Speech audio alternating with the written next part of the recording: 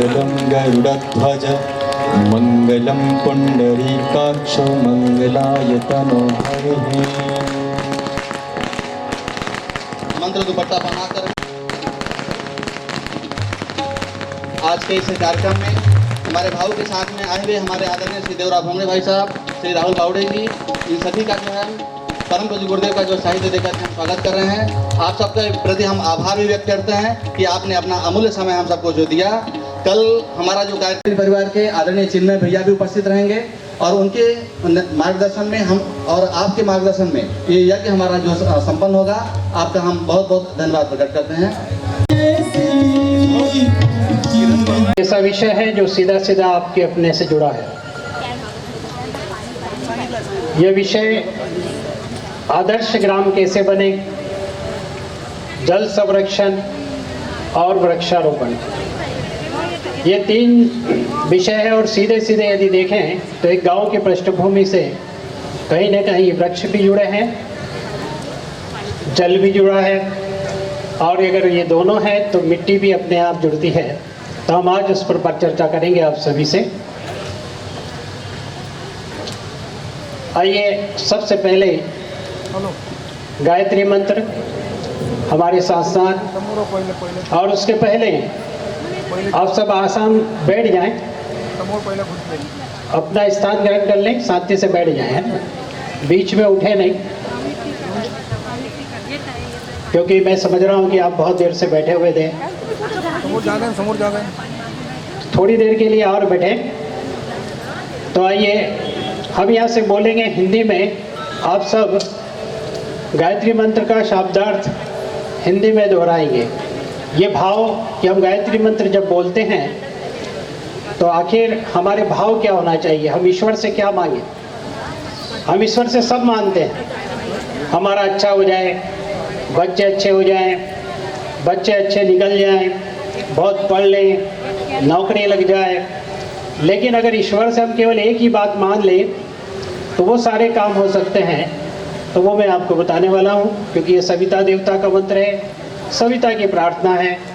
तो आइए, उस प्राण स्वरूप, आप सब बोलेंगे नीचे से, उस प्राण स्वरूप, अभी भूख लग रही होगी, आवाज नहीं निकल रही है। उस प्राण स्वरूप, सुख स्वरूप, दुख नाशक, सुख स्वरूप, श्रेष्ठ, तेजस्वी, पाप नाशक, देव स्वरूप परमात्मा को हम अपनी अंतरात्मा में धारण करें। परमात्मा हमारी बुद्धि को सन्मार्ग पर प्रेरित करे। अब ईश्वर से आपने क्या मांगा है? क्या मांगा आपने? हमारी बुद्धि को सन्मार्ग पर प्रेरित करे। ये भाव है गायत्री मंत्र में। तो आइए गायत्री मंत्र हमारे साथ साथ। ओम भूर्भुवः स्वः तत्सवितुर्वरेण्यं भर्गो देवस्य धीमहि धियो यो नः प्रचोदयात्।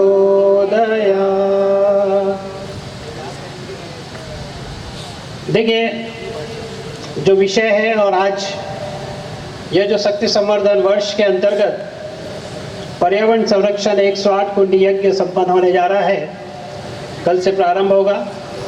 और आज प्रथम दिवस पंच सरपंच सम्मेलन, प्रबुद्ध वर्ग संगोष्ठी तथा विराट दीप यज्ञ संपन्न होंगे, ये कार्यक्रम होंगे। इसी में हमारे मंचासीन सर्वप्रथम श्री शांति कुंज से पधारे श्री योगीराज जी, टोले नायक श्री सुनील शर्मा जी, उद्गाता बंधु। साथ ही स्वच्छता पर आपसे चर्चा करने के लिए भास्कर पाटिल जी, और व्यसन पर आपने सुरेश राठी जी को सुना। साथ ही डॉक्टर शैलेंद्र शुक्ला जी और उनके सभी साथी। और सबसे बड़ी बात कि यहाँ पर पंच सरपंच सुदूर गांव से जो पधारे हैं, वो सभी भाई बहन कि आपके ऊपर एक बहुत बड़ा उत्तरदायित्व है। क्योंकि पंच और सरपंच, जैसा कि अभी माननीय मंत्री जी ने भी कहा है कि योजना हम बना लें, चाहे वो दिल्ली से योजना बने, चाहे राज्य सरकार बना ले, चाहे जिला प्रशासन बना ले, लेकिन उसको क्रियान्वयन करने की सबसे बड़ी जिम्मेदारी अगर है तो वो किस पे है? सरपंच साहिबान पे है, पंच साहिबान पे है। ये अगर गांव में अगर सरपंच साहब और उनकी कैबिनेट के मंत्री यदि पंच, सचिव, रोजगार सहायक, ये जो पंचायत प्रतिनिधि यदि ठान ले कि हम अपने गांव को आने वाले 5 साल में, 2 साल में, साल में हम गांव की दिशा और दशा को बदल सकते हैं। और आज शायद हम उसी पर बात करेंगे, क्योंकि आज एक ऐसा रोल हम निभाएंगे कि आपको अपनी प्रदत्त शक्तियाँ कि आप क्या कर सकते हैं, आप क्या हैं, आपके पास वो सब क्या है जिससे आप गांव की दिशा और दशा को बदलने में सक्षम हैं, उस पर चर्चा करेंगे।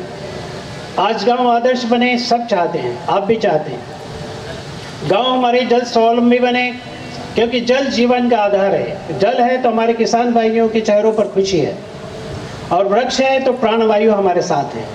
ये तीनों कहीं न कहीं सीधे सीधे हमारे ग्रामीण जनों पर या गांव की पृष्ठभूमि में सीधे सीधे जुड़े हुए हैं, और आज इसी पर बात करेंगे। और तमाम सारी योजनाएं अगर देखें, चाहे वो भारत शासन की हो, चाहे हमारी जिला प्रशासन की हो, चाहे राज्य शासन की हो, ये सब की सब कहीं न कहीं गांव के विकास से जुड़ी है, गांव के लोगों की जनकल्याणकारी हितों से जुड़ी हुई हो। और ये सब की सब कहीं न कहीं 70-80% गाँव की ऐसी योजनाएं हैं जो ग्राम पंचायत के माध्यम से आम जनों के सामने जाती हैं। तो आज उसी के ऊपर अपन चर्चा करेंगे। परम पूज्य गुरुदेव ने गायत्री परिवार के माध्यम से 7 आंदोलन शुरू किए। 7 आंदोलन व्यक्ति निर्माण पर, परिवार निर्माण और समाज निर्माण के आसपास रहे। तो ये जो 7 आंदोलन में सबसे पहली शर्त रखी थी परम पूज्य गुरुदेव ने कि व्यक्ति कैसा हो, व्यक्ति की सोच कैसी हो, और यदि व्यक्ति की सोच अच्छी है, व्यक्ति अगर अच्छा होगा, अच्छी सोच के साथ, अच्छी योजनाबद्ध तरीके से, अच्छी रणनीति से यदि वो कार्य करेगा तो अपने आप को तो सुधारेगा ही, लेकिन उसके आने वाले जितने भी प्रभाव क्षेत्र में वो अच्छे अच्छे काम करता चला जाएगा। तो साधना, स्वाध्याय, शिक्षा, स्वावलंबन, पर्यावरण, नारी जागरण और व्यसन मुक्ति कुरीति उन्मूलन, ये हमारे 7 आंदोलन दिए थे। और आज का जो विषय रहेगा, हम कहीं न कहीं पर्यावरण के इर्द गिर्द चलेंगे, क्योंकि पर्यावरण का सीधा सीधा नाता हम आपसे है। इसी प्रकार जब पर्यावरण आंदोलन के अंतर्गत या शिक्षा और स्वावलंबन से यदि हम देखें तो 5 महाअभियान भी प्रारंभ किए, और वो 5 महाअभियान जो है वो भागीरथी जलाभिषेक अभियान, वृक्ष गंगा अभियान, आदर्श ग्राम, युवा जोड़ो और बाल संस्कार शाला, ये 5 आंदोलन। और अब एक आओ गणेश संस्कारवान पीढ़ी, ये कुछ ऐसे विषय हैं जिनको लेके गायत्री परिवार आम जनों के बीच जाते हैं और आप सबको प्रेरित करते हैं और आप सबको जोड़ने का प्रयास करते हैं। मैं कुछ प्रश्न पूछूंगा आपसे कि आप सब यहाँ पर बैठे हुए हैं, तो हम एक प्रश्न पूछना चाहते हैं कि क्या हम अपने प्राकृतिक संसाधन जो भगवान ने दिए थे, जो प्रकृति ने हमको दिए हैं, उसके प्रति गंभीर हैं? मैं समझता हूँ कि गंभीर नहीं है। गंभीर होते तो शायद ये स्थिति आज नहीं होती। क्यों? कि जो नेचुरल रिसोर्सेस है, मुफ्त में जो हमें ईश्वर ने, प्रकृति ने आपको दिए थे, जाने अनजाने में ऐसा विकास का मॉडल आया कि हम शायद भूल गए जो हमारे सीधे सीधे जीवन के लिए थे, वहीं कहीं कहीं जाने अनजाने में ऐसी चूक हुई है हमारे समाज से या हम सब से, कि आज हम इस पर सोचने के लिए, विचार करने के लिए यहाँ पर एकत्रित हुए हैं। दूसरा प्रश्न हम आपसे पूछना चाहेंगे कि आखिर वो जंगल जो हमारे प्रकृति प्रदत्त थे, वो पहाड़ियाँ जिसपे झाड़ियाँ, झाड़ और वृक्ष, सघन वृक्षारोपण था, आखिर वो कहाँ चला गया? ये भी एक सोचने का विषय है। दूसरा, हम जो पानी पीते हैं आज के समय में, हम आपसे पूछते हैं कि क्या ये पीने योग्य पानी है? आज जो हम पानी पी रहे हैं, क्या ये पीने योग्य है? इसका उत्तर भी शायद आप अधिकांश ये कहेंगे कि ये पीने योग्य पानी नहीं है। यही कारण है कि डब्बा बंद, पैक बंद, बोतल में पानी कब आ गया शायद हमें पता नहीं चला। मैं आपसे पूछना चाहता हूँ कि क्या यह पैक बंद, डब्बा बंद की कल्पना आपने अपनी ज़िंदगी में रहते कभी सोची होगी? लेकिन आज पानी हमें पैक होके, आरओ का पानी पैक्ड होके 20 लीटर की बोतल खरीदना पड़ रही है। मैं अगर अपने पुराने लोगों से पूछूं तो क्या उनने ज़िंदगी में ऐसी कल्पना करी थी कि कभी हमें पानी मोल खरीदना पड़ेगा? नहीं ना। आखिर ये जो नदियां हैं, कुएं हैं, बावड़ियां हैं, इनका सतही जल आखिर कहाँ चला गया, इसके ऊपर भी चर्चा करेंगे। आखिर ये नदियां जो जल कल कल बहती थी, बहुत अच्छा पानी पूरे वर्ष नदियों में रहता था, वो हमारे गांव के आसपास के नाले सतत प्रवाहमान हुआ करते थे, आखिर वो पानी कहाँ चला गया? यह भी एक सोचने का विषय है। क्योंकि अब जो पानी गिरता है, पानी गिरने के बाद कम से कम नवंबर दिसंबर के बाद जनवरी से पानी कम होते होते मई जून तक तो शायद पानी बहुत ही स्थिति में, खतरनाक स्थिति में चला जाता है और हम पानी के प्रति सोचने लगते हैं कि ये जो मई जून गर्मी के दिन हम कैसे निकालेंगे। और शायद ये जो आसन्न संकट जो है पश्चात हमें अभी से सुनाई पड़ रहा है। जब धरती से जंगल चले गए, सतही जल चला गया, वृक्ष चले गए जो बादलों को आकर्षित करते थे, तो फिर हमारी मिट्टी का क्या होगा? जब पानी गिरता है तो आपने देखा होगा कि जैसे ही पानी धरती पे गिरता है और वो अपने साथ बेशकीमती मिट्टी को भी ले जाता है। आपने देखा नदियों में कितनी मिट्टी बह के जाती है और ये मिट्टी धरती की प्रयोगशाला में बनती है, या आप और हम नहीं बना सकते। तो फिर आखिर ऐसा क्या जीवन पृथ्वी पर है जिसको पानी की आवश्यकता नहीं? आप बहुत देर से बैठे थे, बहुत देर से आपको पानी की प्यास लग रही थी, भैया आपको पानी पिला रहे हैं, आपको पानी पीने के बाद कितना अच्छा लग रहा है? नहीं तो अभी आप सोच रहे होंगे कि पानी मिल जाए, ऐसे ही सोचते हैं ना।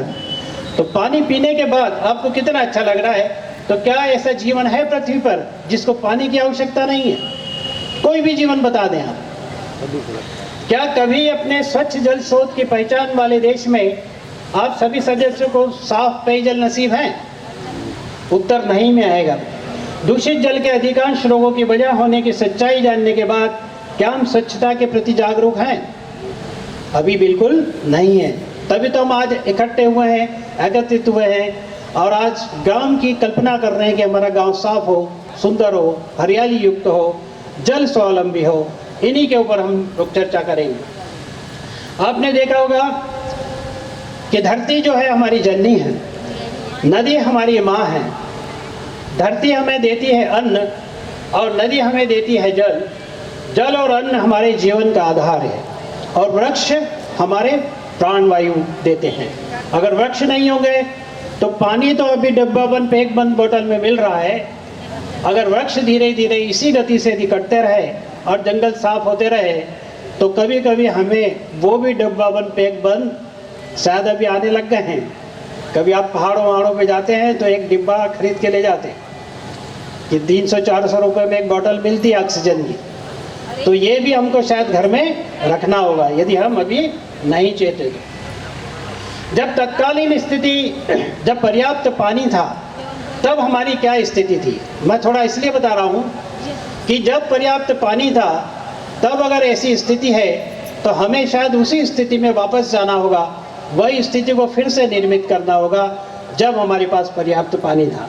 प्रकृति प्रदत्त पहाड़ियों और आसपास का क्षेत्र उनके मूल स्वरूप में थे। आपने देखा होगा कि पहाड़ियों पे जंगल हुआ करते थे। हमारे गांव के जो सबसे ज़्यादा उम्र के लोग यहाँ पर बैठे हुए हैं वो बताएंगे कि हमारे आसपास गांव में बहुत जंगल हुआ करता था, झाड़ियाँ हुआ करती थी, रात को हम निकल नहीं पाते थे। शहरी ग्रामीण क्षेत्रों की कृषि भूमि छोड़कर आसपास के क्षेत्रों में सघन वनीकरण था, डेंस फॉरेस्ट था, जंगल थे। वर्षा समय से और लगभग समान रूप से होती थी। हमारा जो वर्षा है वो समय से होती थी। मैं आपसे जानना चाहता हूँ कि क्या बारिश समय से होती है? कहीं पानी पानी है, कहीं सूखा है, कहीं बाढ़ बाढ़ है, कहीं बाढ़ है ही नहीं। तो ये स्थिति क्यों बनी? कृषि क्षेत्र में भी पानी हम बहुत कम उपयोग करते थे। जैसा आज पानी उपयोग कर रहे हैं उससे बहुत कम उपयोग होता था। औद्योगिक क्षेत्र बिल्कुल नहीं थे। ताकि पानी होटल प्रबंधन या व्यवसाय कम हुए थे, मनोरंजन के लिए वाटर पार्क नहीं थे, घरों में उनके स्वयं के द्वारा जल प्रबंधन की वजह से अत्यंत किफ़ायती जल का सदुपयोग होता था। शहरी ग्रामीण क्षेत्रों में सतही जल संग्रहण के लिए लगभग प्रत्येक ग्रामों में 1 या 2 तालाब हुआ करते थे। मैं आपसे जानना चाहता हूं कि आज हमारे ही अपने गांव के आसपास के तालाबों को क्या हुआ, या तो अतिक्रमण के शिकार हो गए या फिर हमने उनको पाट दिया। शहरीकरण या तेजी से जो अर्बनाइजेशन हुआ है उसके चक्कर में पानी के जल स्रोत भी लगभग खत्म कर दिए। तत्कालीन जन समुदाय जो था वह प्राकृतिक जल स्रोतों के प्रति जागरूक था। आपने देखा होगा कि जब जनसंख्या कम थी, औद्योगिकरण में पानी कम लगता था, हमारे खेती में पानी कम लगता था, तो हमारे पूर्वज कुएं बावड़ी बनाते थे, तालाब बनाते थे, तालाबों का निर्माण करते थे, और पूरे वर्ष जब कुएं तालाबों में पानी रहता था तो नदियों में भी पानी रहता था, और कुएं और बावड़ियों में भी पूरे वर्ष पानी रहता था। अब तालाब सूखे क्योंकि तालाब खत्म हो गए, तो हमारी कुएं बावड़ियाँ सूख गए, और तो और हमने कुएं बावड़ियों में कूड़ा करकट डालना प्रारंभ कर दिया, मतलब उनको कूड़ा करकट का घर बना दिया। तो ये सब धीरे धीरे जाने अनजाने में हमसे होता गया। अब सवाल ये उठता है कि हम इनको कैसे करें। तो मैं केवल 1-2 सूत्र आपको देना चाहूँगा, वो आपको करना है। एक व्यक्तिगत स्तर से आप करेंगे, एक सामाजिक स्तर से करेंगे, और एक संस्थागत व्यवस्थाओं के माध्यम से करेंगे। हमारे जो पंच सरपंच भाई हैं, हमारे जो गायत्री परिवार के परिजन हैं, वो आज व्यक्तिगत रूप से केवल एक ही संकल्प लेके जाएं कि हम अपने आप से शुरू करेंगे, क्योंकि गुरुदेव का एक वाक्य है, हम सुधरेंगे युग सुधरेगा। ऐसे बोला ना, हम बदलेंगे युग बदलेगा। तो बदलना किसको पड़ेगा? सबसे पहले हमें बदलना हो। हमारे चाहे सरपंच भाई हो, पंच भाई हो, या हमारी बहनें हो, गायत्री परिवार के भाई हों, उन्हें अपने से शुरुआत करना पड़ेगा। और जब भी वो कार्यक्रम में जाएं, जब भी वो कार्यक्रम में यज्ञ करवाने जाएं, तो वरुण देवता के आह्वान के साथ कम से कम एक संकल्प पानी का लेंगे, एक संकल्प वृक्ष का लगाएंगे, और एक संकल्प हमारे गांव को स्वच्छ और सुंदर बनाने का लें। व्यक्तिगत स्तर से आप स्वयं कैसे प्रारंभ करेंगे? अभी आपको भैया पानी पिला रहे हैं, और जब पानी पिला रहे हैं तो आप किसी के घर जाते हैं, तो 1 गिलास पानी अगर आपके सामने आता है, तो मैं ईमानदारी से आपसे पूछना चाहता हूं, और ईमानदारी से आपसे जवाब मांगना चाहता हूं कि आप कितना पानी पीते हैं? किसी के घर जाते हैं थोड़ा सा, और उसके बाद रख देते हैं। तो मेरा आपसे निवेदन है कि जब भी किसी के घर जाएं, तो जितना पानी आप पी सकते हैं उतना ही पानी मांगेंगे। ये बहुत छोटा सा संकल्प है, ये बहुत बड़ा संकल्प नहीं है। यदि आप अपने स्तर से शुरू करेंगे और यह जनमानस के बीच में जाके ये बात बताएंगे कि हम अगर 1 गिलास पानी अगर आ भी जाए, आधा पानी की इच्छा है तो केवल आधा गिलास हम पिएं, लेकिन आधा गिलास पहले खाली कर दें। हम आधा गिलास पी के आधा गिलास झूठा कभी नहीं रखेंगे। ये संकल्प आपको व्यक्तिगत स्तर से लेना है। दूसरा, भागीरथी जलाभिषेक अभियान गायत्री परिवार के द्वारा चल रहा है। सभी नदियों को स्वच्छ करने का, सभी जलाशयों को स्वच्छ साफ करने का यह कार्यक्रम जो है चल रहा है। तो आप कम से कम अपने कार्यक्रमों में, हमारे गांव के सरपंच भाई हैं, वो कम से कम अपने गांव में जो कुएं बावड़ियाँ बने हुए हैं, जो तालाब बने हुए हैं, उनको कम से कम वर्ष में 1 बार बारिश के पहले, जिस प्रकार से बहनें अपने घरों में पानी न लाने के पहले सारे बर्तन साफ सूफ करके रख लेती हैं ताकि सुबह का पानी भर लें तो 1 दिन चल जाएगा, और उन्हें यह मालूम रहे कि 3 दिन नल नहीं आएगा, तो वो 3 दिन की पूर्ति के लिए अपने सारे बर्तन भर लेती हैं। ठीक उसी प्रकार से हमारे ग्रामीण भाइयों को भी ये सोचना होगा कि जब बारिश का पानी धरती पर आता है, तो हमें वो जो बर्तन हैं हमारे पूर्वजों ने तैयार किए थे, वो जो तालाब थे, वो जो पाटों से पट चुके हैं, सिल्ट से, वो जो कुएं बावड़ी है, कूड़े करकोचों से पट चुके हैं, उन सबको बारिश के पहले हम साफ कर लें। और ऐसी अन्य कई योजनाएं हैं आपके माध्यम से या श्रमदान के माध्यम से कम आप उनको समय रहते साफ यदि कर लेंगे, तो आपके पास आने वाली बरसात को एकत्रित करने के लिए बर्तन धरती पर तैयार होंगे, जैसा हमारी माँ बहनें घर में तैयार करके रखती है। तो करना सिर्फ यही है, सामान्य सा बात है, लेकिन सामान्य सी बात को असामान्य इसलिए हो चुकी है कि वो बर्तन ही धरती पर जो बने हुए थे वो सब के सब किसी कारणवश नष्ट हो चुके हैं। तो ये जरूर करेंगे। हमारे अपने घरों का छत से जल संग्रहण करेंगे। आप छोटा सा एक मैं बताऊं कि 30 फीट बाई 50 फीट का यदि आपका प्लाट है, आपका मकान यदि 30 बाई 50 फीट पे बना है, तो गणना आप बाद में कर लीजिएगा। कम से कम आप 69,675 लीटर पानी आप इकट्ठा कर सकते हैं।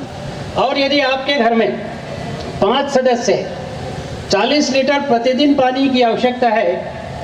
अगर एक परिवार को एक वर्ष के लिए 365 गुणा 200 लीटर 73,000 लीटर पर ईयर की अगर आवश्यकता है, तो 30 बाई 50 का यदि आपके पास प्लाट है और 1 मीटर अगर बारिश होती है, उसका आधा भी अगर आप इकट्ठा कर लेते हैं तो 95% पानी की कमी को दूर कर सकते हैं। अभी आपको बाहर जाने की जरूरत नहीं। और कभी 60 बाई 40 का प्लाट है, तो आप एक परिवार में 5 सदस्य और 40 लीटर प्रतिदिन की आवश्यकता है, तो 152% पानी आप एकत्रित कर सकते हैं। सामान्य सा गुणा है, आप जब घर पे करें तो कर सकते हैं। थोड़ा सा एक चीज और पानी के ऊपर बात करके मैं वृक्षारोपण पे आऊंगा कि जल संरक्षण का सिद्धांत है, गांव में जंगल कटे, पानी गिरता है और तेजी से दौड़ता हुआ भागता हुआ नदी नालों के माध्यम से समुद्र में चला जाता है। यह जो बारिश होती है उसका 70-80% भाग जो है पूरा का पूरा नदियों में, नदी नालों के माध्यम से समुद्र में चला जाता है, क्योंकि हमारे पास बर्तन नहीं है। तो करना केवल इतना सा है, जिन्होंने भी वाटरशेड मैनेजमेंट का या जल संरक्षण के सिद्धांत को यदि थोड़ा ध्यान दिया होगा, तो आप जो पानी दौड़ के जाता है बस उसको मजबूर कर दो कि वो रुक जाए। जैसे आपने महाकाल का गीत सुना ना, महाकाल जी का, हमारे उद्गाता बंधु गाते हैं, क्या है, जिसने सोतों को जगा दिया, जागों को चला दिया, चलतों को दौड़ाया। तो हमको उल्टा करना है पानी के मामले में। जो दौड़ता हुआ पानी है उसको धीमा करना है, जो पानी चल रहा है उसको रुकने के लिए मजबूर करना है, और रुका हुआ पानी जो है उसे किसी न किसी संरचना के माध्यम से जमीन में उतरने के लिए मजबूर करना है। धीमी गति से जब पानी बहेगा तो धीरे धीरे वो जमीन में जाएगा, और जब जमीन में जाएगा तो फिर वो आपके नदी नालों को जिंदा करेगा और आपके कुएं बाड़ियों को भी पानी वाटर लेवल को बढ़ाएगा। आपको एक और मॉडल देता हूं। जो हमारे किसान भाई कितने बैठे हैं यहाँ पर, जो किसानी पृष्ठभूमि से कृषक हैं, अपने खेत के 5% हिस्से में पानी को बो दो। अब आप कहेंगे कि पानी को हम कैसे बोएं?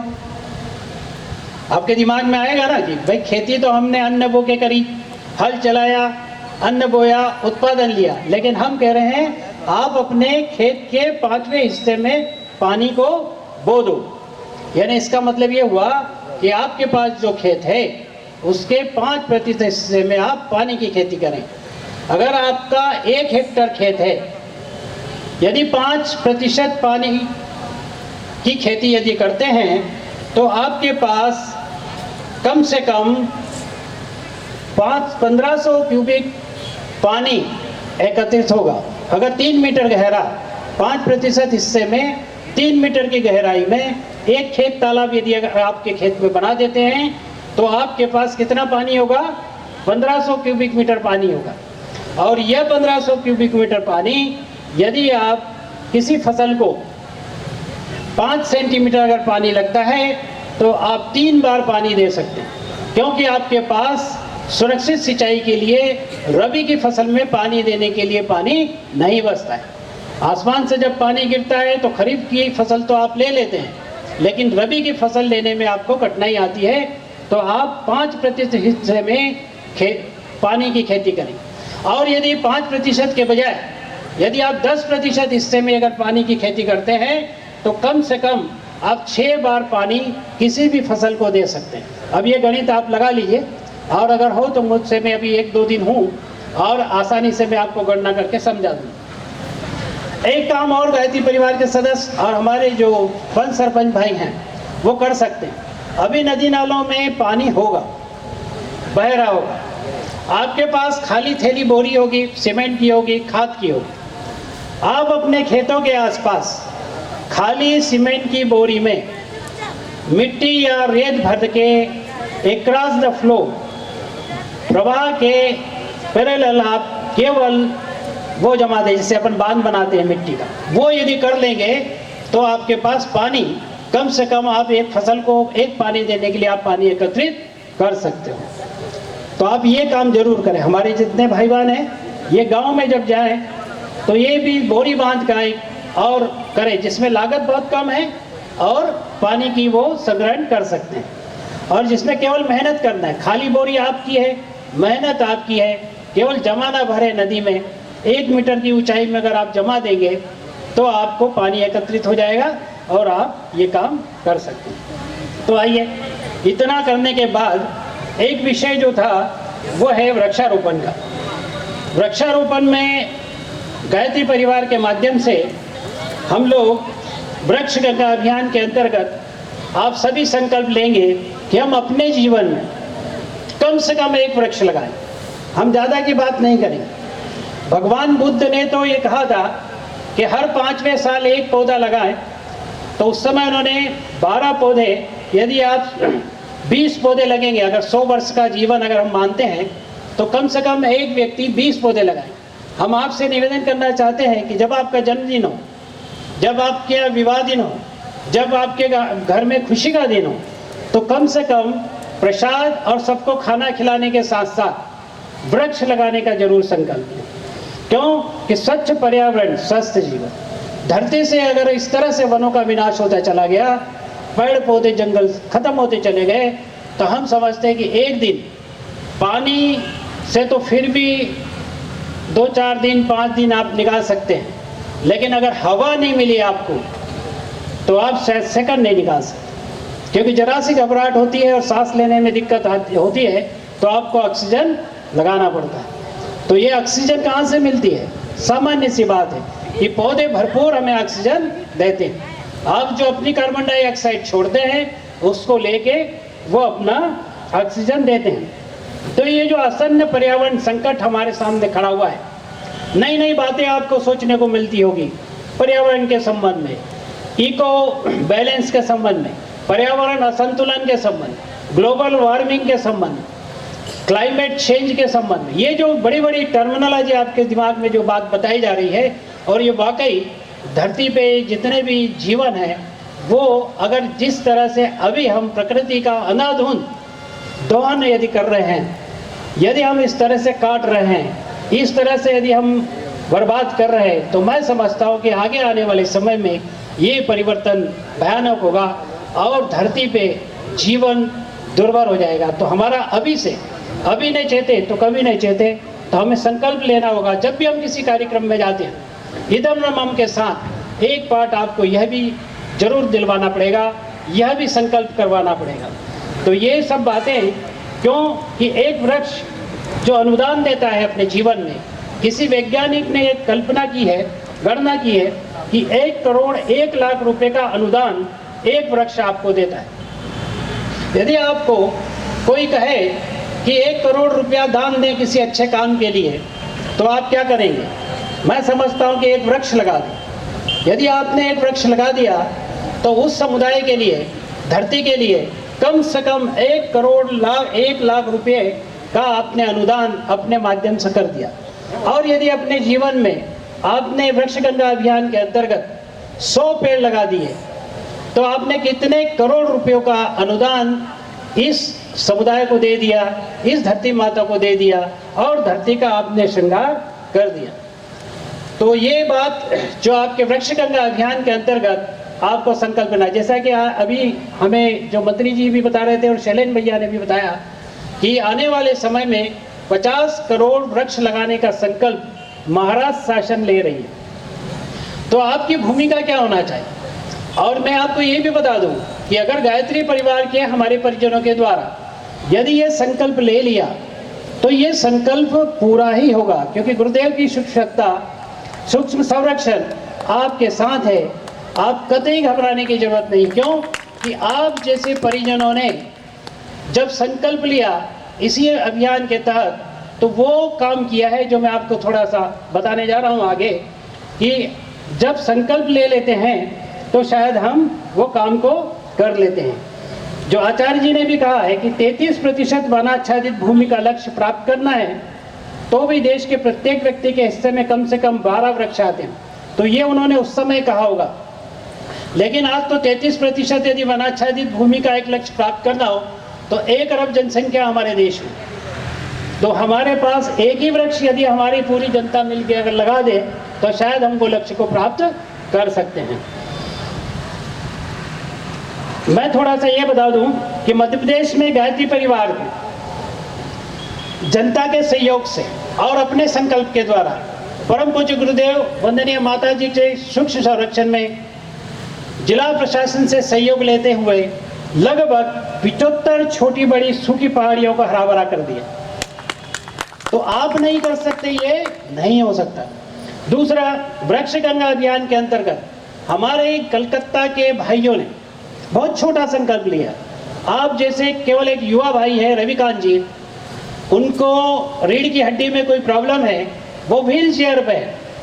अगर आपको ऐसा लगता हो कि हम तो आज सब स्वस्थ हैं, ईश्वर ने हमें चलने फिरने के लिए कोई दिक्कत नहीं दी, लेकिन वो लड़का युवा चलने फिरने में तकलीफ है, वह अगर मान लो इधर झुकते हैं तो वो झुक नहीं सकते, व्हील चेयर पे चलते हैं। अभी डॉक्टर साहब से मिलने के लिए शांति कुंज आए थे, उनके और उनकी टीम ने, दिया की टीम ने एक संकल्प लिया कि हम प्रति रविवार कम से कम 10 वृक्ष जरूर लगाएं।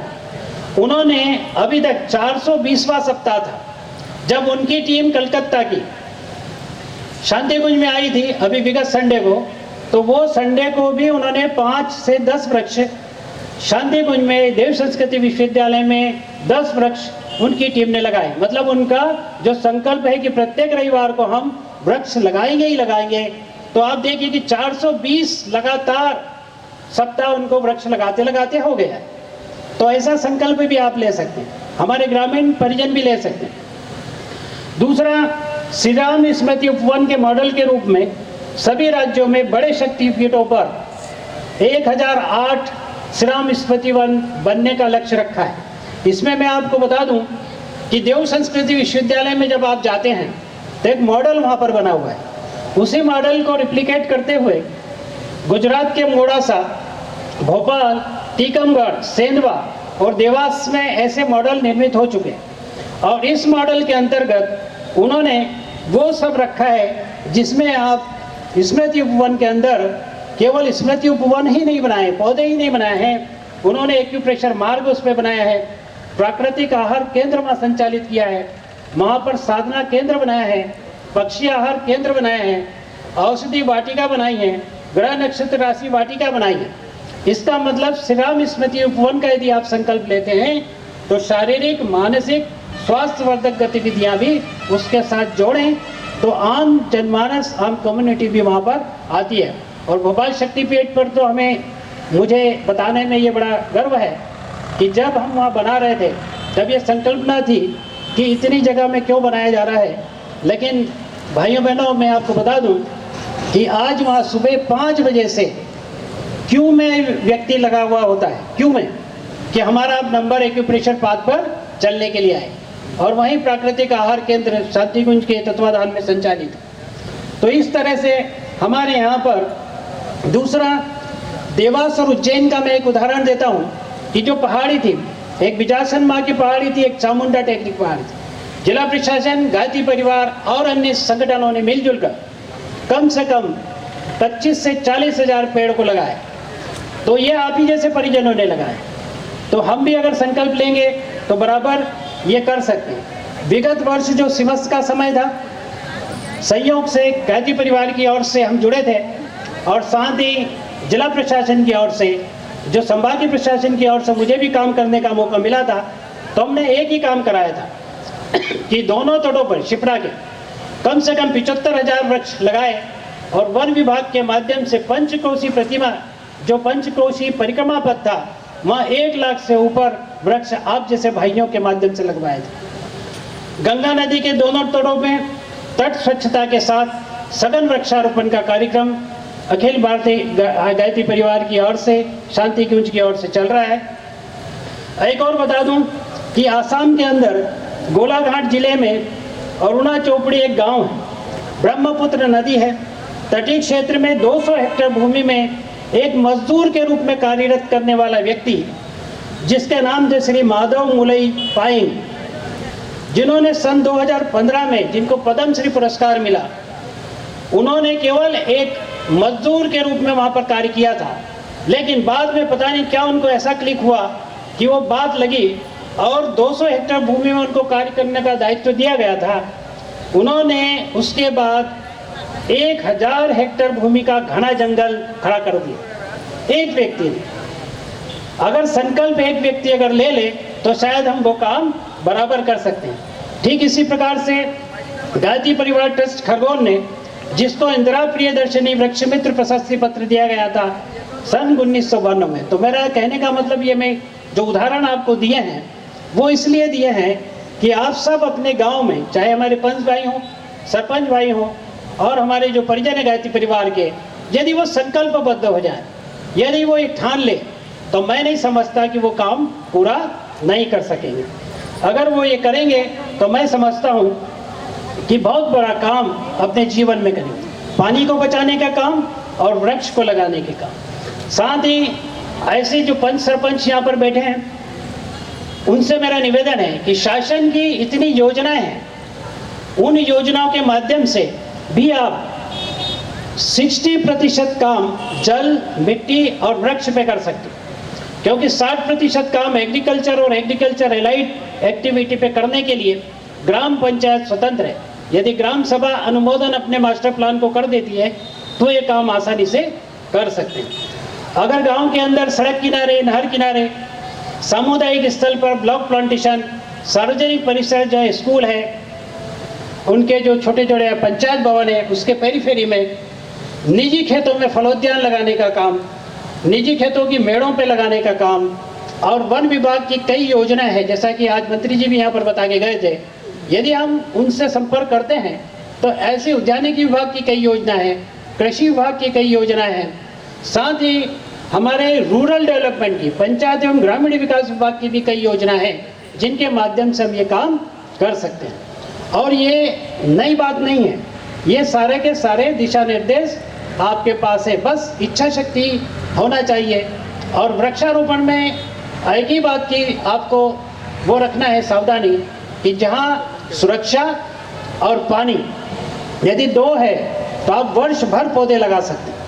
यदि आपके पास 2 का इंतजाम है, जहाँ आप पौधा लगाने वाले हो उसकी सुरक्षा, और दूसरा जहाँ पौधे लगेंगे वहाँ पर पानी, ये 2 का इंतजाम आपको बराबर करना होगा। अगर ये 2 काम अगर आपने कर लिए तो मैं समझता हूँ कि आप आने वाले समय में जहाँ बेरन लैंड होगी, जहाँ भूमि बंजर होगी, उसको भी में भी एक सघन वन आप बना सकते हैं। तो ये बातें वृक्षारोपण के संबंध में। तरुपुत्र महायज्ञ कर्मकांड भी है, सामान्य सा कर्मकांड है, जिसके माध्यम से ये भावना भरते हुए यदि हम काम करेंगे, क्योंकि देखिए अगर आपने संकल्प के साथ या भावनाओं के साथ यदि काम नहीं किया तो शायद वो काम केवल आपका रह जाता है। और जब हम वृक्षारोपण के अंतर्गत गांव के सभी भाई बहनों को, गांव के दंपतियों को, गांव के युवाओं को, गांव के स्कूल के टीचरों को, गांव के छात्र छात्राओं को यदि हम आप सम्मिलित कर लेते हैं और एक वृक्ष एक छात्र, एक वृक्ष एक दंपति, इस तरह से यदि एकत्रित करके सामूहिक रूप से अगर हम वृक्षारोपण का काम करते हैं तो वो वृक्षारोपण ज़्यादा सफल होगा। और गायत्री परिवार के माध्यम से किसी न किसी पहाड़ी को गोद लेकर या ऐसी खुली जगह है वहाँ पर गोद लेकर 1100, 2400 या दंपतियों के द्वारा उस वृक्ष को एक तरुपुत्र या तरु मित्र मानकर ये भाव भरकर कि ये वृक्ष तुम्हें अपने जीवन में कितना सहयोग करता है। जब आप जन्म लेने के समय में अब आते हैं तो पुंसवन संस्कार के माध्यम से आपको वनौषधि या पत्तियों की, वनौषधियों की खीर पिलाई जाती है। जब आप जन्म लेते हैं तो सीधे पालने में आ जाते हैं। जब आप बड़े होते हैं और चलने की कोशिश करते हैं तो 3 पहिए की गाड़ी आपके पास आ जाती है। जब आपका विवाह होता है तो मंडप के रूप में वो खड़ा होता है 4 कोने पे, और मंडाच्छित होकर उसमें आप अग्नि के सामने भी फेरे लेते हैं, तो अग्नि में भी लकड़ी जल के आपको सहयोग करती है। और जब आप घर में हैं तो घर आपका छज्जा है, साथ सामान है। स्कूल में जाते हैं छात्र के रूप में टेबल कुर्सी है, पट्टी है, वो भी कहीं ना कहीं आपको लकड़ी काम में आती है। और यहाँ तक नहीं, जब आप अंतिम समय में जब जाते हैं तो अंतिम समय में चिता में भी लकड़ी आपके साथ जाती है। तो लकड़ी या यह जो वृक्ष हमें कितना सहयोग करता है शायद हम कल्पना नहीं करते। यानी जन्म लेने से लेकर मृत्यु तक वो हमारा साथ नहीं छोड़ता। लेकिन दुर्भाग्य है कि हमने वृक्षों का साथ छोड़ दिया। वृक्षों ने आज भी आपका साथ नहीं छोड़ा, लेकिन हमने शायद वृक्षों का साथ छोड़ दिया है। तो ये कुछ ऐसी बातें हैं जिसको आप शायद कर सकते हैं। तरुपुत्र महायज्ञ कर्मकांड संपन्न करने के बाद, ये भावनाओं से ओतप्रोत करने के बाद, उस समुदाय को प्रेरित करने के बाद यदि वृक्षारोपण होगा तो शायद वो ज़्यादा टिकाऊ होगा, ज़्यादा स्थायित्व लिए होगा। क्योंकि आप उसके साथ वृक्ष नहीं रोप रहे हैं, वृक्ष नहीं लगा रहे हैं, वृक्ष के साथ एक भावना भरते हुए यदि वृक्ष लगाएंगे तो शायद ज़्यादा परिणाम आपको मिलेंगे। और संक्षिप्त में केवल और इतना और बता दूं, ताकि क्योंकि मैं समझ रहा हूं कि आप बहुत समय हो गया है, इतने समय तक, क्योंकि एक पीरियड 45 मिनट का होता है। हमारे डॉक्टर साहब यहाँ शैलेंद्र जी बैठे हैं, 45 मिनट से ज़्यादा सुनने की क्षमता किसी की नहीं होती। और मैं समझ रहा हूँ कि आप ठीक 9 साढ़े 9 बजे से यहाँ पर बैठे हैं, तो इतना भी बैठ गए, ये बहुत बड़ी बात है। मैं और अंतिम बात, क्योंकि एक आदर्श गांव की बात करते हुए अपनी बात को समाप्त करूँगा। क्योंकि देखिए, कहना तो बहुत कुछ है, कहा भी बहुत कुछ जाता है, और मैं जो कह रहा हूँ वो आप नहीं समझ रहे हैं ऐसा मैं नहीं मानता। समझ रहे हैं लेकिन कर नहीं पा रहे हैं, क्योंकि करना आपके हाथ में है। विचार तो सब दूर से मिल रहे हैं, आजकल विचारों का कोई वो नहीं है। सुबह से लेकर शाम तक सारे टीवी देखें या अच्छे समाचार पत्र पढ़ें, यदि अच्छे अगर पढ़ोगे तो सारे विचार अच्छे मिलेंगे। लेकिन बस कमी केवल इतनी है कि उन अच्छे विचारों को ग्रहण करके उन पे चलने की बात है। तो ये मैं जो बता रहा हूँ वो कोई नई बात है, ये शायद नई बात नहीं है, सबको पता है, सबके अंदर प्रसुप्त अवस्था में कहीं न कहीं है। बस केवल हमारा काम है कि हम उनको समय रहते आपके अंदर से उनको निकाल लें और आप उस पर चलने भर लग जाएं। तो जो युग ऋषि की ग्राम तीर्थ योजना जो है उसके बारे में थोड़ा सा एक बात कर लें, उसके बाद मैं अपनी वाणी को विराम दूंगा। फिर अपने गाँव को हम स्वर्ग बनाएंगे, अपने अंदर सोया हुआ देवत्व जगाएंगे। तो आदर्श गांव में जो ऋषि कल्पना थी वो बहुत ही संक्षिप्त में मैं आपको बता देता हूं कि विश्वम पुष्टम ग्रामे अस्मित अनातुरम। हमारे पहले जो गांव थे वो स्वावलंबी थे, कोई भी गांव एक दूसरे गांव पर निर्भर नहीं था। प्रत्येक गांव में अपने उपलब्ध संसाधन के हिसाब से अपना ताना बाना बुनते थे और अपना जीवन यापन वो कर लेते थे। गुरुदेव ने कहा है कि आने वाले समय में शहरों का मोटापा हल्का होगा और दुबले गांव कस्बे बनकर मजबूत दृष्टिगोचर होने लगे। सरकारी बैंक अभी तो बड़े उद्योगों के लिए बड़ी सुविधाएं देते हैं, पर अगले दिनों यह संभव न होगा। आने वाले दिनों में कुटीर उद्योग ही प्रमुख होंगे, ये गांव कस्बों में चलेंगे और सहकारी समिति स्तर पर उनका ढांचा खड़ा होगा।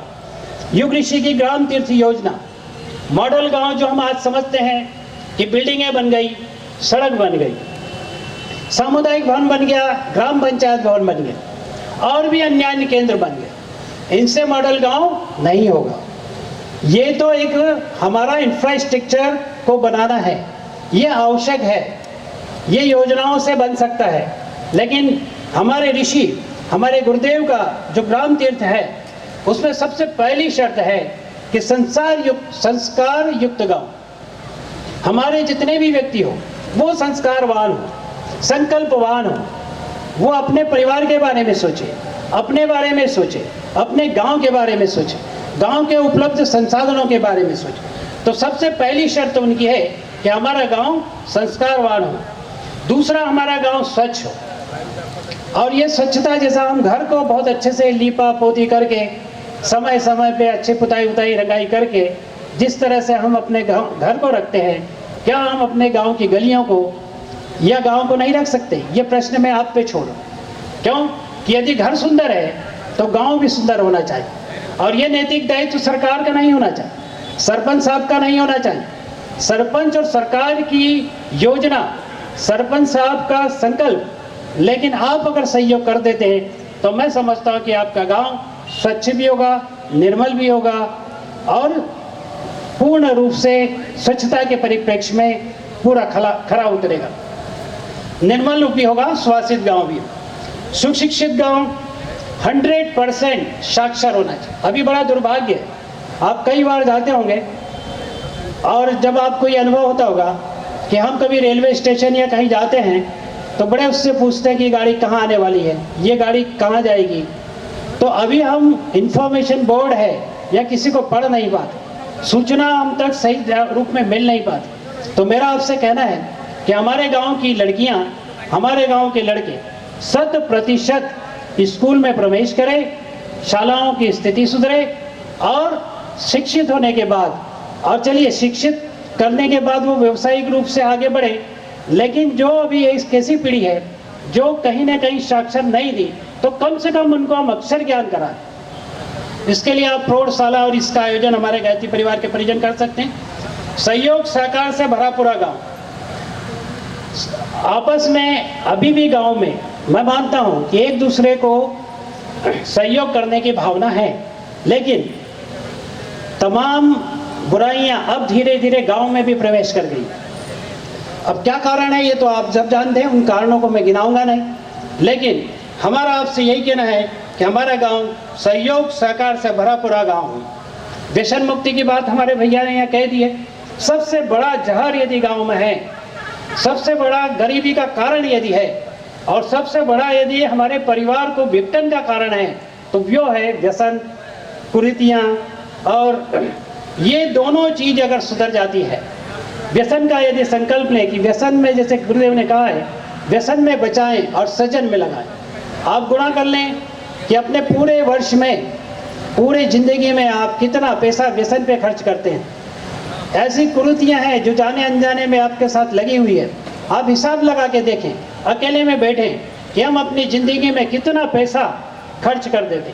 वही पैसा यदि सृजन में लग जाए, वही पैसा आपके परिवार को लग जाए, वही पैसा यदि आपके गांव के निर्माण में लग जाए, तो मैं समझता हूँ कि आमूलचूल परिवर्तन हो सकता है।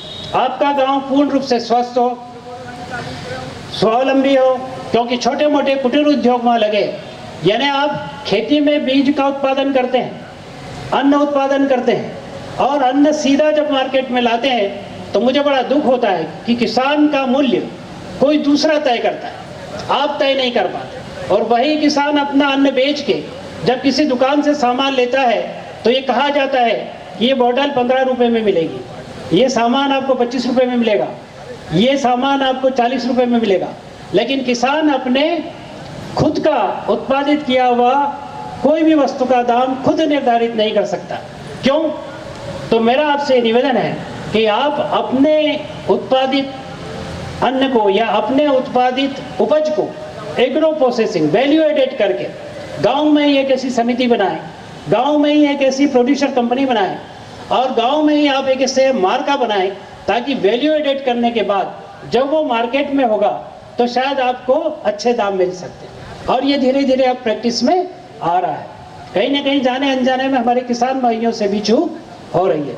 तो मेरा आपसे ये कहना है, जब हम एक ही प्रकार की प्रजाति, एक ही प्रकार की स्पीसीज, एक ही प्रकार की प्रैक्टिस, एक ही प्रकार से उत्पादित अन्न यदि हम करते हैं तो मैं समझता हूँ कि आपको ज़्यादा मार्केट मिलने में सुविधा होगी, मार्केट ढूंढने में आसानी होगी, क्योंकि मार्केट वाले भी आप तक पहुँचेंगे।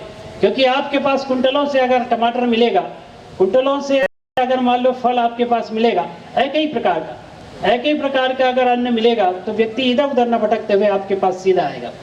तो आप ये काम कर सकते हैं, ऐसे कई परिजन हमारे यहाँ कर भी रहे हैं। तो ये कुछ काम थे आपके लिए जो यहाँ से बोले गए थे, क्योंकि ज़्यादा शायद आप बैठने की स्थिति में नहीं हैं। और ये विषय ऐसे मुझे दिए थे शैलेंद्र जी ने कि शायद एक दिन पूरा भी अगर मैं आपसे बात करूं तो कम है। और मैं उदाहरण देता हूं कि आपके जीवन में यदि गुजरात जाना पड़े तो एक कुंसारी गांव है, महाराष्ट्र में हिवरे बाजार है, और अभी शायद पाटिल जी यहाँ पर बैठे थे ना, स्वच्छता उनका भी गांव के बारे में मैंने सुना था। एक तेलंगाना में गंगा देवी पल्ली, आप ये गांव लिख सकते हैं और नेट पे जाएं, गूगल पे जाएं। अगर ये गांव को आप क्लिक करेंगे तो इन गांव में आपके जैसे सरपंच भाइयों ने या गांव के परिजनों ने मिलकर गांव की दिशा और दशा कैसे सुधारी, ये पूरा का पूरा साहित्य आपको मिल जाएगा। गुजरात का पुंसारी गांव, महाराष्ट्र का हिवरे बाजार, तेलंगाना का गंगा देवी पल्ली, मध्य प्रदेश का बुधवार, और भी कई जो समय समय पे शासन आदर्श गांव, मॉडल गांव, स्मार्ट विलेज, सांसद आदर्श गांव, प्रधानमंत्री आदर्श गांव, ये सब योजनाएं जो है समय समय पर सरकार ने आपके लिए शुरू की है। और हम समझते हैं कि ये सारी योजनाएं जब तक सफल नहीं हो सकती है, जब तक हमारे पंच, सरपंच भाई और हमारे गायत्री परिवार के परिजन यदि संकल्प ले लेंगे तो मैं समझता हूं कि ये संकल्प पूरा होगा आने वाले समय में। और हम आपसे निवेदन करते हैं कि जो हमारे परिजन यहाँ पर बैठे हैं, जब भी ग्रामीण क्षेत्र में भ्रमण करें, अपने कार्यक्रमों के लिए जाएं, तो इन बातों को जरूर अपने साथ रखें कि हवन के साथ बराबर एक संकल्प स्वच्छता का दिलवाएं, एक संकल्प आप वृक्ष का लगाने का दिलवाएं, और एक संकल्प आप जल बचाने का दिलाएं, और एक संकल्प सामूहिक रूप से सहकारिता भावना के साथ हम मिलजुल कर काम करेंगे, ये दिलवाएं। तो आइए मैं अपनी बात को यहीं समाप्त करते हुए केवल आपसे जो यहाँ से मैं बोलूँगा वो भर आपको दोहराना है और अपनी बात को मैं समाप्त करूँगा, विराम दूंगा। चलिए बोलेंगे आप सब, बोलिए गांव की माटी, गाँव की माटी। अभी भूख बहुत जोर से लग रही है, कम है लेकिन दमदार लोग बैठे हैं, ठीक है। देश की माटी, देश की माटी। तो मैंने देश की जगह गांव कर दिया। ये रविन्द्रनाथ टैगोर जी का लिखा हुआ है, लेकिन देश तो बहुत बड़ा हो गया, क्योंकि कल्पना हम करते हैं देश सुधर जाए, लेकिन जैसे गुरुदेव कहते हैं नहीं कि सबको सुधारने की बात मत करो, केवल हम सुधर जाएं।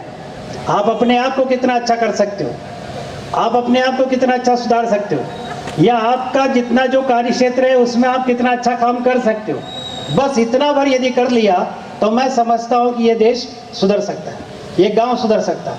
यदि पंच सरपंच साहब यदि ये कर लें कि मैं कितना अच्छा कर सकता हूँ, सरपंच साहब यदि, तो मैं ये दावे के साथ कह सकता हूँ, या एक स्टाम्प आप लाएं, मैं गुरुदेव की तरफ से लिख के देना चाहता हूँ कि यदि आपने संकल्प ले लिया तो वो संकल्प आपका जरूर पूरा होगा, जरूर पूरा होगा। तो आप संकल्प जरूर ले लें। तो बोलिए गांव की माटी, गाँव की माटी, गांव का जल, गाँव का जल, हवा गांव की, हवा गाँव की, गांव के फल, गाँव के फल, सरस बने प्रभु सरस बने, सरस बने प्रभु सरस बने, गांव के घर गाँव के घर और गांव के घाट, और गाँव के घाट, गांव के वन गाँव के वन और गांव के बाट, गाँव के बाट, सरस बने सरस बने प्रभु सरस बने, सरस बने, गांव के तन गाँव के तन, और गांव के मन, गाँव के मन, गांव के तन गाँव के तन, और गांव के मन, और गाँव के मन, गांव के घर के, गाँव के घर के, गांव के घर के गाँव के घर के, भाई बहन, भाई बहन, भाई बहन भाई बहन, विमल बने विमल बने प्रभु विमल बने। प्रभु विमल बने। बस इन्हीं के साथ मैं अपनी वाणी को विराम देता हूँ और आशा करता हूँ कि आप सभी बहुत अच्छे संकल्प के साथ जाएंगे और आपको मॉडल विलेज बनाने में, वृक्षारोपण के अभियान में, जल संरक्षण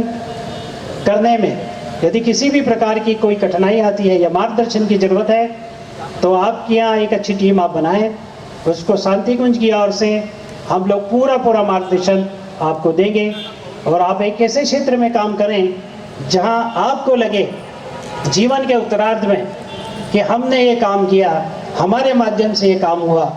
ये अगर होगा तो आप गर्व के साथ, शांति के साथ, जब भी आपको ऐसा महसूस होगा तो आपको ऐसा लगेगा कि जो ज़िंदगी में हम आए थे हम कुछ करके चले गए, कुछ करके चले गए।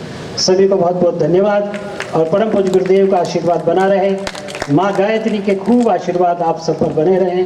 इन्हीं शब्दों के साथ पुनः अपनी वाणी को विराम करता हूँ। सब मंगलम वृणध्वज मंगलम पुंडरीकाक्षो मंगलाय तनो हरि।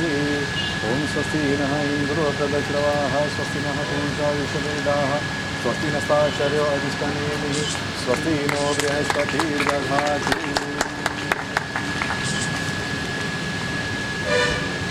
बनाएंगे, नया सवेरा नया उजाला इस धरती पर लाएंगे.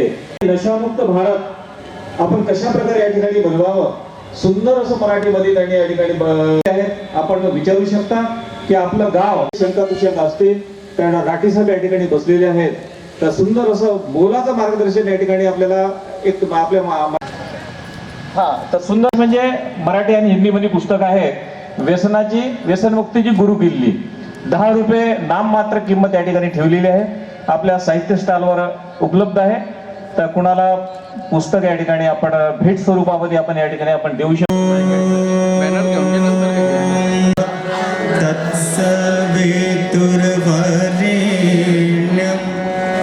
भर्गो देवस्य धीमहि धियो यो नः प्रचोदयात्.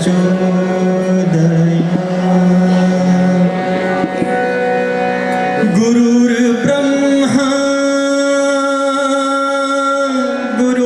गुरुर्विष्णुः गुरुरेवो महेश्वरः. गुरु साक्षात् परब्रह्म तस्मै श्री गुरवे नमः. आयात वरदे देवी त्र्यक्षरे ब्रह्मवादिनी गायत्री छन्दसा माता ब्रह्मयोनिर्नमोऽस्तुते.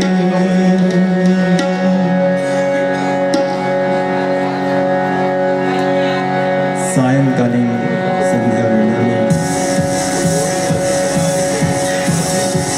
सर्वप्रथम हम सूक्ष्म रूप में उपस्थित गुरु सत्ता की वंदना करते हैं. आप सभी श्रेष्ठ जनों से निवेदन है गुरु वंदना में अंधकार बस तब तक ही है जब तक है दिन मान नहीं रे. गुरु बे ज्ञान नहीं रे. गुरु बे ज्ञान नहीं रे.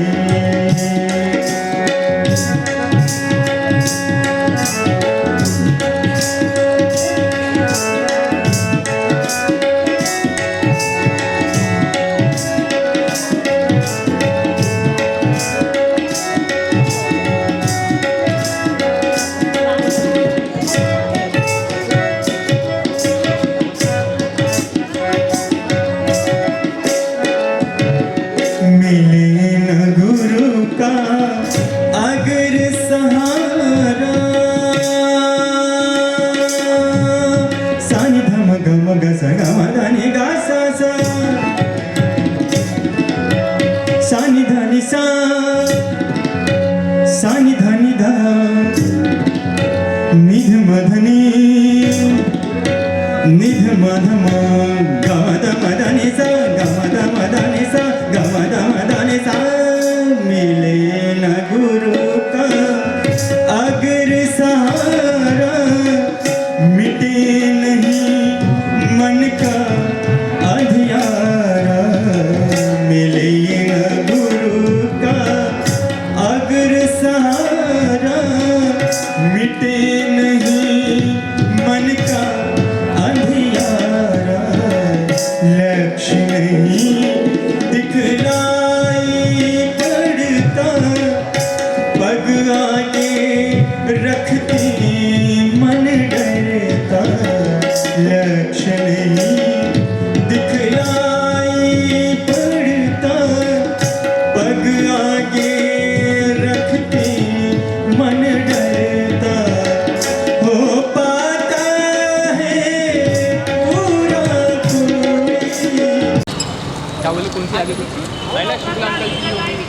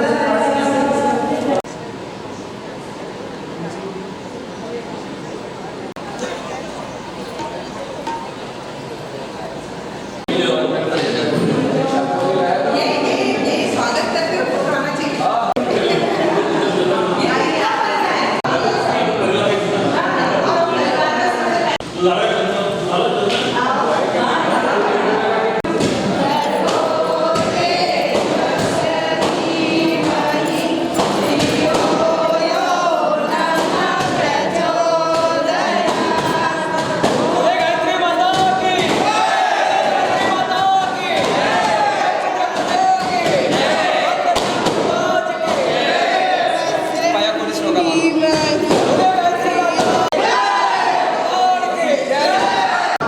संस्कृति इंटरडिसिप्लिनरी इंटरनेशनल जर्नल के आप संपादक भी हैं।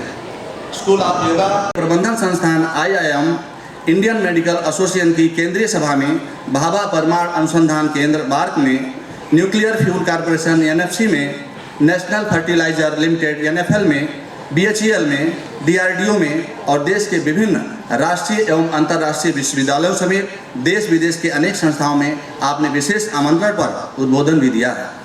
और इन सब से और भी ज़्यादा अगर उनका परिचय अगर हम देना चाहें तो आपका एक और भी परिचय है।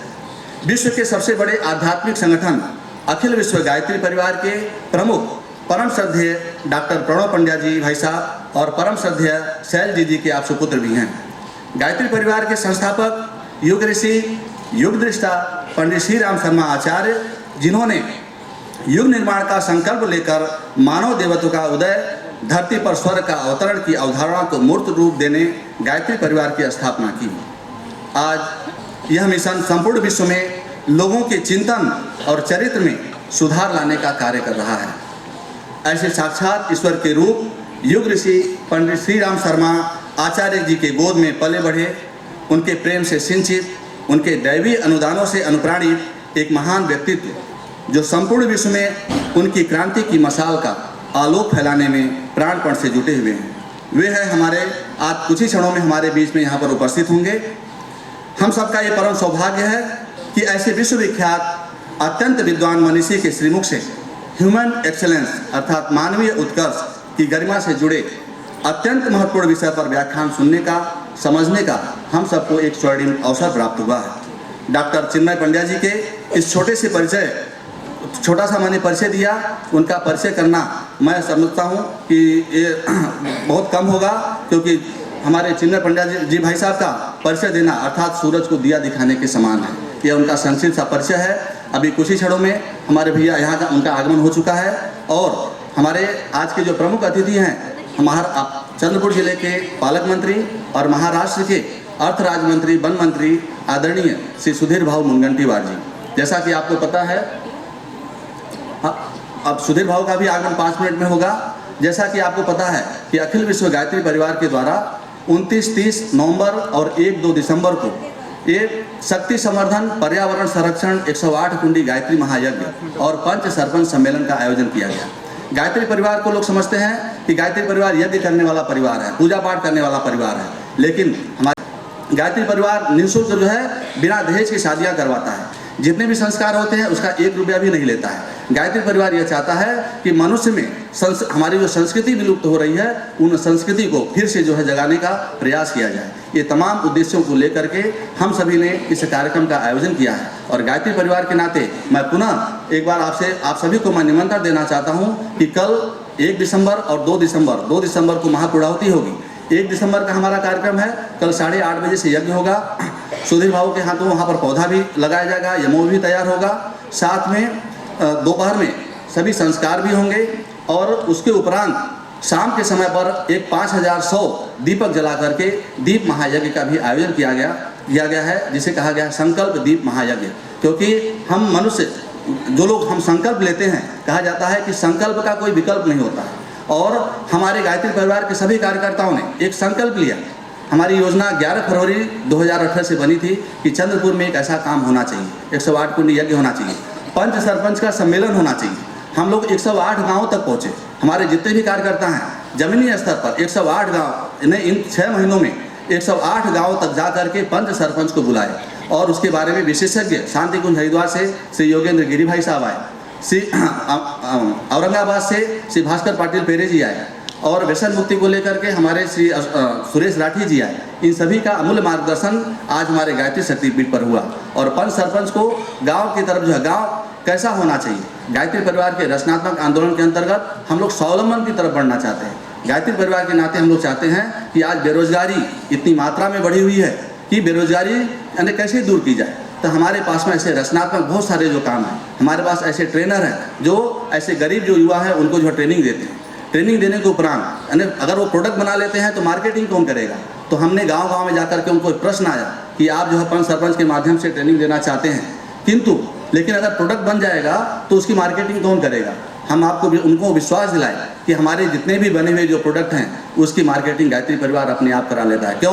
क्योंकि गायत्री परिवार के काम की जो प्रामाणिकता है वह प्रामाणिकता के नाते हर कोई व्यक्ति आता है और गायत्री परिवार के जो प्रोडक्ट है उसको खरीदता है। और उसके पीछे एक ही उद्देश्य है कि हमारे युवाओं को रोजगार मिले, हमारे युवा जो है आगे की तरफ बढ़े। इसलिए गायत्री परिवार 7 आंदोलनों को लेकर के काम कर रहा है। एक है रचनात्मक आंदोलन के अंतर्गत नारी जागरण आंदोलन। परम पूज्य गुरुदेव ने कहा है कि 21वीं सदी उज्जवल भविष्य, 21वीं सदी नारी सदी, उन्होंने युग दृष्टा के रूप में उन्हें माना जाता है। इसलिए उन्होंने उद्घोष कर दिया था कि गायत्री परिवार के नाते हम नारी जागरण आंदोलन को लेकर के काम करेंगे, पर्यावरण आंदोलन को लेकर के काम करेंगे, स्वावलंबन को लेकर के काम करेंगे। ऐसे अनेकों आंदोलन है जिसको लेकर के गायत्री परिवार काम कर रहा है। और गायत्री परिवार के नाते एक हमारे महिला मंडल का जो विंग है उन्होंने गर्भ संस्कार के रूप में उन्होंने एक बहुत महत्वपूर्ण भूमिका निभाई है। पिछले साल उत्तर प्रदेश के हेल्थ डिपार्टमेंट के जो director doctor OP Sharma ji, doctor Gayatri Sharma ji, इनके माध्यम से चंद्रपुर में IMA हाल में गर्भ संस्कार का कार्य किया गया, जो पूरे महाराष्ट्र में हमारे उमा दीदी के माध्यम से एक क्रांति मचा दी है। ये गर्भ संस्कार के रूप में गायत्री परिवार बहुत अच्छी तरीके से काम कर रहा है। और अब आप लोगों का मेरा भाई चिन्मय भैया का परिचय और गायत्री परिवार का परिचय बताने के बाद में मैं अपने शब्दों को विराम देता हूँ। बहुत बहुत धन्यवाद।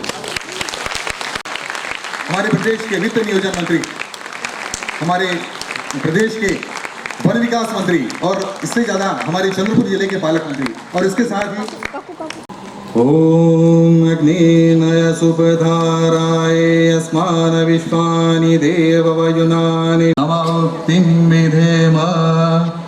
ओम स्वस्ति नः इंद्रो वृद्धश्रवाः स्वस्ति नः स्वस्ति नः पूषा विश्ववेदाः स्वस्ति नस्तार्क्ष्यो अरिष्टनेमिः स्वस्ति नो बृहस्पतिर्दधातु।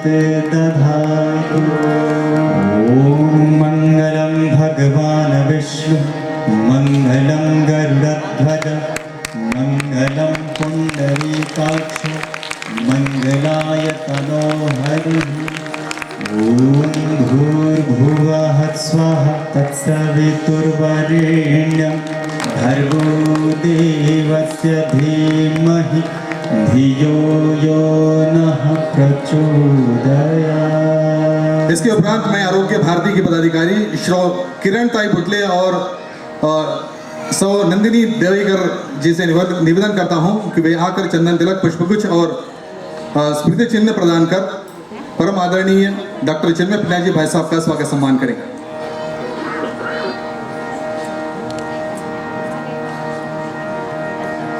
ॐ स्वस्ति न इन्द्रो वृद्धश्रवाः स्वस्ति नः पूषा विश्ववेदाः स्वस्ति नस्तार्क्ष्यो अरिष्टनेमिः स्वस्ति नो बृहस्पतिर्दधातु।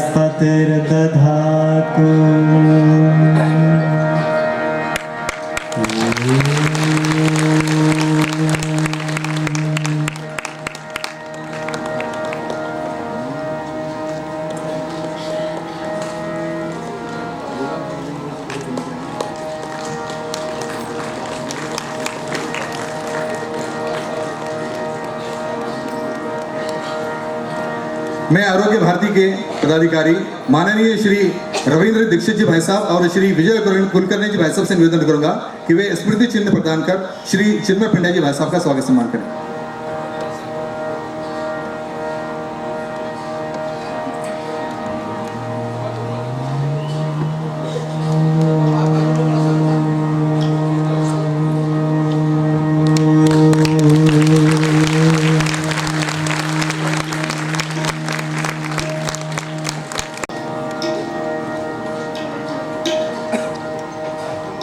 और साथ ही आरोग्य भारती की ओर से डॉक्टर शैलेंद्र शुक्ला जी भाई साहब भी स्मृति चिन्ह प्रदान कर चिन्मय पिल्लाई जी भाई साहब का स्वागत सम्मान करेंगे। माफ कीजिए, सुधीर भाव का स्वागत करेंगे। मंगलम भगवान विष्णु मंगलम गरुडध्वज मंगलम पुंडरीकाक्ष मंगलाय तनो हरिः। हमारे सभी सक्रिय आयोजनों में सक्रिय सहयोग देने वाले हमारे चंद्रपुर शहर के पार्षद श्री सुभाष भाऊ कासागंटूवार से निवेदन है कि वे भी आकर पुष्पगुच्छ प्रदान कर हमारे आज के प्रमुख वक्ता आदरणीय चिन्मय पिल्ला जी भाई साहब का स्वागत सम्मान करें।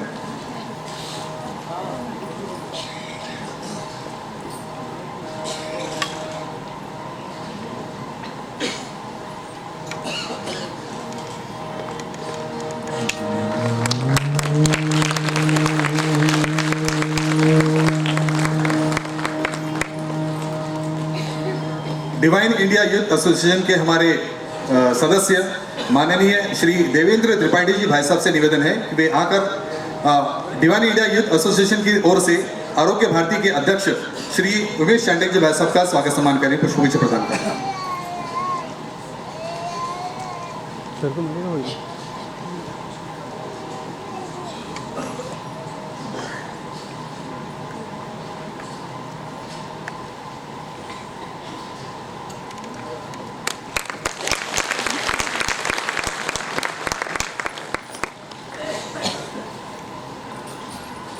धन्यवाद।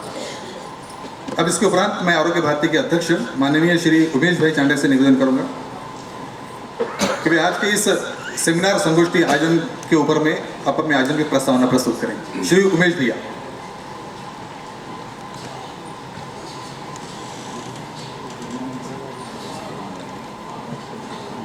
आरोग्य भारती चंद्रपुर एवं डिवाइन इंडिया यूथ एसोसिएशन द्वारा आयोजित इस विशेष मार्गदर्शन शिविर में सर्वप्रथम आप सभी का तहे दिल से हार्दिक स्वागत करता हूं। मंच पर विराजमान हमारे लोकप्रिय मार्गदर्शक नामदार श्री सुधीर भाऊ मुनगंटीवार, अर्थ वन मंत्री महाराष्ट्र राज्य, आज के प्रमुख वक्ता प्रमुख मार्गदर्शक चिन्मय जी पंड्या तथा उपस्थित महानुभाव, मैं माता महाकाली को नमन करके मेरे 2 शब्द शुरू करता हूँ। परिवर्तन सृष्टि का नियम है और सृष्टि का ही एक अंश होने के नाते मानव भी उसमें अपवाद नहीं है। जीवन में हम जो लक्ष्य निश्चित करते हैं और उसे पाने के लिए जीवन जिस साधनों का महत्व देते हैं उस पर ही हमारा परिवर्तन एवं विकास निर्धारित होता है। वर्तमान में हमारा जीवन तनावयुक्त एवं अशांत होने का अनुभव बड़ी मात्रा से में पाया जाता है। इस अशांत एवं तनाव मुक्त जीवन के लिए जीवन करने के लिए मीमांसा अगर हम करें तो इसे जिम्मेदार हम खुद हैं, यही दिखाई देता है। आज समाज में व्याप्त युद्धोन्माद, अनाचार, विकृत मानसिकता, धन लुटापना, इन सभी समस्याओं का कारण हमारा विकृत हो रहा वैचारिक प्रदूषण है और इसका सही कारण हमारा विकृत खानपान, विकृत जीवनशैली, सुसंस्कारों का अभाव, निजी स्वार्थ को अत्यधिक महत्व और उसके लिए पर्यावरण से खिलवाड़, यही सभी तथ्य कारणीभूत है। वर्तमान में हम भौतिकता में समृद्ध हो चले हैं, पर वैचारिक, सांस्कृतिक, मानसिक, शारीरिक विकास में हम कितने पिछड़ गए हैं और इसका एक कारण यही है कि हम हमारी परंपरागत भारतीय जीवन पद्धति को भूल चुके हैं। याद करो हमारे बुजुर्गों का ब्रह्म मुहूर्त पर जगना, समय पे खानपान, समय पे सोना, गोवंश, गौ माता की पूजा करना, शारीरिक व्यायाम, सभी चीज उसमें सम्मिलित है। जीवन के व्यवसाय में लगना, जिससे आरोग्यदायी भोजन का समावेश रहता है। प्रकृति में जो औषधि वनस्पति उपलब्ध कराई है उसका उपयोग रात में घर के बुजुर्गों की सेवा में, बच्चों को मार्गदर्शन एवं कर्तव्य निर्वाह हेतु चिंतन है और भगवान चिंतन के बाद हम समय पे सो जाते हैं। आज का समय ऐसा है कि रात को 2 बजे 2:30 बजे तक हम लोग मोबाइल पे चलते हैं, सुबह जल्दी से नहीं उठ सकते। किंतु सत्य है, हमें अगर जीवन में सही दिशा में विकसित करना है तो इस विषय पर गंभीरता से सोचना अनिवार्य है और नर नारायण बनने की दिशा में हम एक प्रयास रूपे आज ये मार्गदर्शन आयोजित किया गया है। हमारा सौभाग्य है कि हमें डॉक्टर चिन्मय जी पांडे के रूप में एक ऐसे मार्गदर्शन मिले हैं जिनका जीवन ही हमारे लिए एक आदर्श है। हमारे आज के प्रमुख अतिथि आदरणीय सुधीर भाऊ के बारे में इतना ही कह सकता हूँ, उनकी जीवन, विचार, आचार, अभिव्यक्ति, आदर्श, लक्ष्य सभी कुछ इस कार्यक्रम के लिए ही आदर्श है। पुनश्च एक बार आरोग्य भारती के अध्यक्ष के नाते मैं आप सभी का स्वागत करता हूं और अपने शब्दों को विराम देता हूं। धन्यवाद। वंदे मातरम।